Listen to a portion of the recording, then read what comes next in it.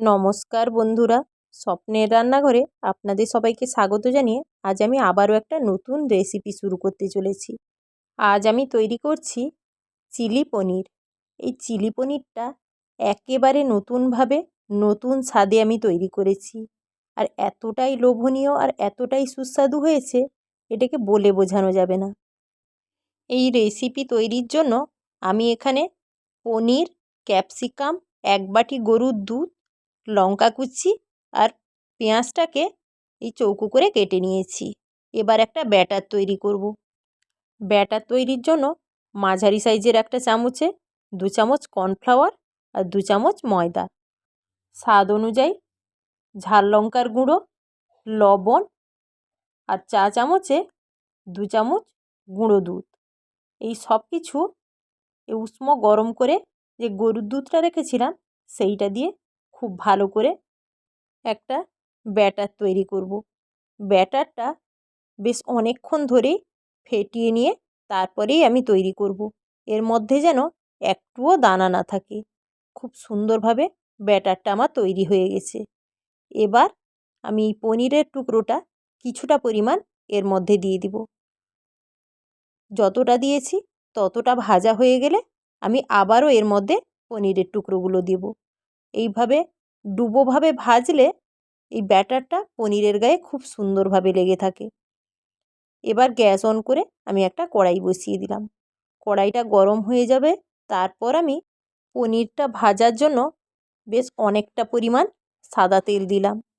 তেলটা গরম হয়ে গেলে একে একে পনিরগুলো এইভাবে ডুবো তেলেই ভেজে নিব। প্রথমে তেলটা খুব ভালো করে গরম করে নিয়েছি। এবার মিডিয়াম আঁচে সমস্ত পনিরগুলো এইভাবে দিয়ে এপিঠ ওপিঠ লাল লাল করে ভেজে নিব। এই পনিরটা আমি সবসময় বাড়িতেই তৈরি করি। পনির আলাদাভাবে আমি কিনে আনি না। এর আগে আমি পনিরের রেসিপি অনেকগুলোই দিয়েছি। সব পনিরই আমি যখনই রেসিপি তৈরি করি তখন আমি বাড়িতেই তৈরি করি। এইভাবে নাড়াচাড়া করে পনিরগুলো আমি লাল করে ভেজে তুলে নিব। পনিরটা এই অবস্থায় খেতে খুব ভাল লাগে। এটা পুরো যেন পনিরের পকোড়া হয়ে গেছে। আর টেস্টটি কিন্তু একদম ফুলে গোল গোল বলের মতন হয়ে গেছে। আমি আবারও তেলের মধ্যে বাদবাকি পনিরটা দিয়ে এই একইভাবে লাল লাল করে ভেজে নিব। আগে থেকে যে পনিরগুলো ভেজে নিয়েছি বেশ ঠান্ডা হয়ে গেছে। এবার একটা পনির আমি কেটে দেখাবো। পনিরটা ভিতরে কতটা সুন্দর হয়েছে, আর উপরে যে ভাজার ব্যাটারটাও খুব সুন্দরভাবে পকোড়ার মতন লাগছে। বাদবাকি পনিরটাও বেশ লাল হয়ে গেছে, এটাও আমি তুলে নিলাম। সমস্ত পনিরটা এইভাবে ভেজে নিয়েছি। তেলটা অনেকটা কমিয়ে নিয়েছি।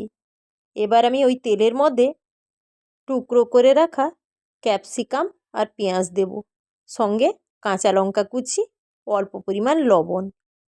সমস্ত কিছু অল্প কিছুক্ষণ নাড়াচাড়া করে হালকা করে ভেজে নিব। অল্প কিছুক্ষণ এইভাবে নাড়াচাড়া করে এইভাবেই ভেজে নিয়েছি। এবার আমি এর মধ্যে 1 চামচ আদা বাটা আর 1 চামচ রসুন বাটা দিয়ে বেশ কিছুক্ষণ সমস্ত কিছু আবারও আমি কষিয়ে নিব। কষানোটা ততক্ষণই হবে আদা রসুনের যেন কাঁচা গন্ধটা চলে যায়। কষানোটা খুব ভালোভাবে হয়ে গেছে। এবার এর মধ্যে সয়া সস, টমেটো সস আর কাশ্মীরি লঙ্কার গুঁড়ো দিয়ে আবারও আমি সমস্ত কিছু অল্প কিছু সময়ের জন্য নাড়াচাড়া করব। এইভাবে নাড়াচাড়া করে নেওয়ার পরেই পরিমাণ মতো এবার জল দেব। যেহেতু আমি এটা গ্রেভি তৈরি করব, তার জন্য আমি পরিমাণ মতো জল দিলাম। জল দেওয়ার পর গ্রেভি তৈরির জন্য আমি এর মধ্যে 1 চামচ কর্নফ্লাওয়ার জলে গুলে নিয়ে সেটাও মিশিয়ে দিলাম। বেশ সুন্দরভাবে নাড়াচাড়া করে নিতে হবে। কর্নফ্লাওয়ার দেওয়ার পর নাড়াচাড়া না করে নিলে চট করে তলায় ধরে যাবে। এইভাবে নাড়াচাড়া করে নিলাম। এবার এর মধ্যে স্বাদ অনুযায়ী চিনি দিতে হবে, পরিমাণ মতো লবণ। সমস্ত কিছু আবারও একটু নাড়াচাড়া করে নিব। বেশ কিছুক্ষণ এইভাবে মিডিয়াম আঁচে আমি ফুটিয়ে নিয়েছি। এবার ভেজে রাখা পনিরের টুকরোগুলো দিয়ে দিলাম।